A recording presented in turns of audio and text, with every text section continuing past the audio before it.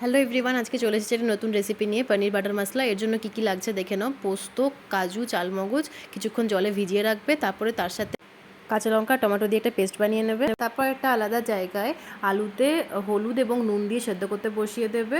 তোমরা চাইলে এটা স্কিপ করতে পারো, কারণ আলু অনেকে পছন্দ করে। তারপরে পনিরগুলোকে ছোটো ছোটো পিস করে কেটে নেবে এবং তাতে হলুদ, শুকনো লঙ্কার গুঁড়ো এবং নুন, কাশ্মীরি লঙ্কার গুঁড়ো এটা দিয়ে ভালো করে মিক্স করে নেবে।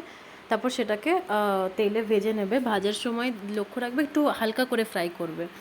তারপরে আবার কড়াইতে তেল নিয়ে নেবে এবং তাতে দেবে 2 টিস্পুন বাটার এবং তাতে দেবে জিরে আর শুকনো লঙ্কা, আর ফোড়ন হিসেবে দেবে গোটা গরম মশলা। তারপর আমি যে পেস্টটা বানিয়ে নিয়েছিলাম সেই পেস্টটা তোমরা এখানে দিয়ে দেবে, সাথে একটু জল দেবে, স্বাদ মতো নুন দেবে। তারপর এটাকে বেশ অনেকক্ষণ ধরে নাড়তে থাকবে, সেখান থেকে তেল ছেড়ে আসে। তারপরে পনিরটা অ্যাড করবে এবং কাঁচা লঙ্কা, ধনেপাতা দিয়ে কিছুক্ষণ অল্প আঁচে দমে একটু সেদ্ধ করে নেবে।